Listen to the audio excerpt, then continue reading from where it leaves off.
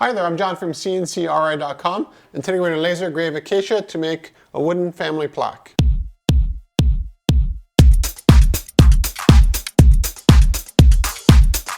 What I like about Acacia is that it's a hardwood and it laser engraves really well. Now of course it's laminated, and you can see that because you can see the pieces that they did with the offcuts and put it together. You can see at a distance here.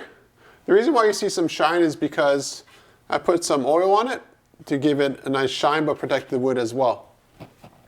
Now when it comes to laser engraving on Acacia specifically, the results are really nice contrast. What you see is the darkness is actually the charcoal that's produced by the laser. So it's not paint, it's not screen printed, it's not inks or anything like that. And the advantage to that is that over time, inks, dyes, all that kind of stuff will fade, crack, and peel off. While charcoal is just charcoal, and it will stay charcoal for as long as charcoal is. The other nice thing about doing this process here is that it also creates some depth. So it might be a little bit hard to see, but this means that you can actually feel the photograph when you run your fingers over it.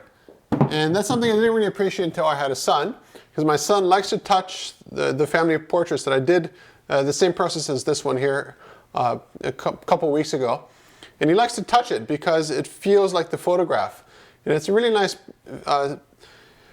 feature to have on family portraits because you can actually feel what you see. I often get asked, how do I know how to do all this stuff across a lot of different materials? In this case here, we're doing pyrography on Acacia wood. Other times it would be stainless steel cutting with a plasma cutter, or it would be CNC routing or 3D graphic, what have you.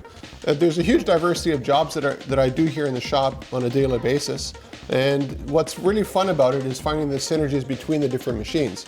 So for instance here, for the pyrography, I've been doing that for quite a few years, and I've been doing it for personal projects to learn how to do it better and better using the laser, because it's quite surprising how easy it is to screw these kind of things up.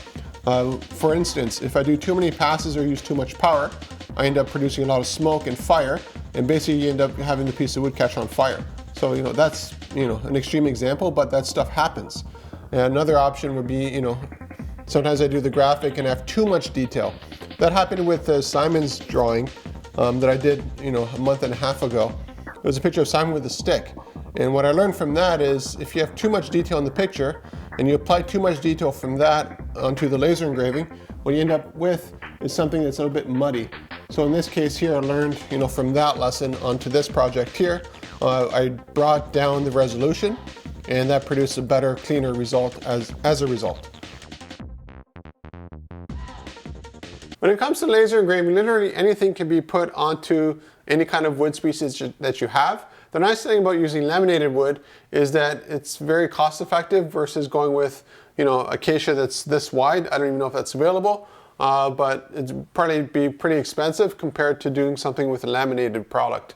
We also do a lot of laminated pine projects too, with laser engraving, and it's for the same reason. A pine tree that's this wide is kind of hard to find, but a pine tree that has lots of little pieces is fine, and then they glue it together at the factory, then they ship it to us, and it works wonderfully.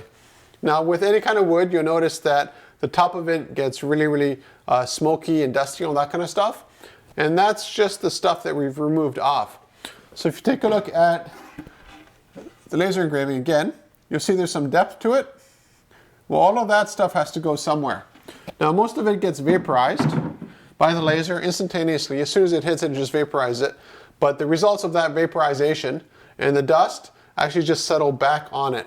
So when it first goes from the machine to sanding, it looks really rough, and you're like, this looks awful. But just sanding that off right away produces a really nice clean result. Now going back to lessons learned, here's a prime example.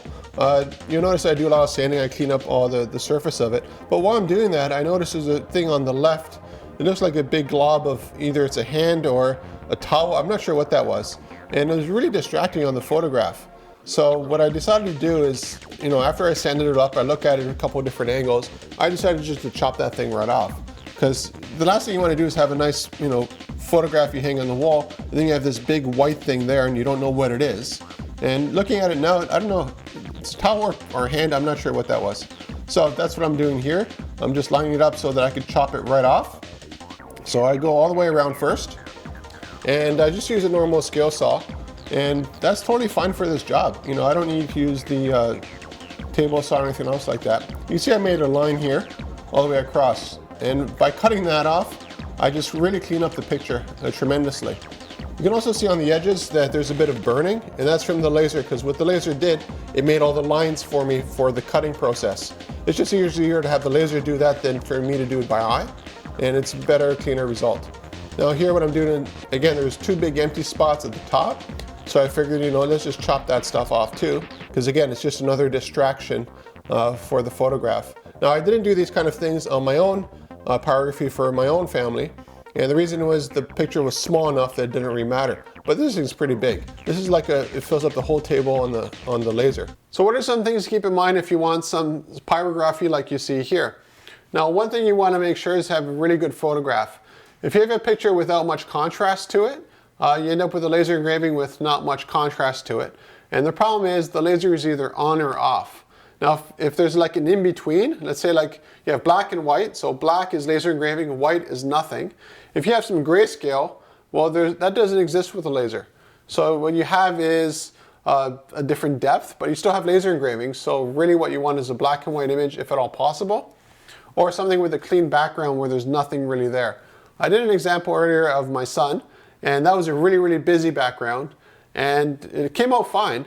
But it would have been a lot nicer to have a photograph of him alone with his stick if he just had like a white background, because then all the focus would be on him rather than him and everything else going on all around him. Now the front end process here is again more sanding. That's why I don't mind using the scale saw, because maybe it's a little bit of a curve to it or a little bit of an angle when it cuts. It doesn't really matter. The center makes everything totally flush, 90 degrees, really nicely. Every time I look at this, I definitely realize that I need a bigger sander. Then I just apply tung oil. It works wonderfully for this kind of project and produces a really nice contrast. So when it comes to making this kind of work, I generally ask customers to send me a couple of photographs, and generally one or two of them work out pretty good. If you have old photographs that you're scanning or that kind of stuff, it's really hard to get a really good image out of them, but it is possible. But you know, again, we'll see. So send what you have, and we'll take a look at it, and we'll see what's possible, what's not. Now, the process to actually doing the project doesn't take very long. It takes a couple of days to get it done properly. And the reason for that is because laser engraving takes a long time, but also the cleanup and then applying the seal over it takes even longer, because you got to wait 24 hours between those processes. So if you're looking for custom family pyrography on wood or anything else, we can also do it on stainless steel. For instance, contact me at CNCKing.com. We'll make it for you and ship it right to your door.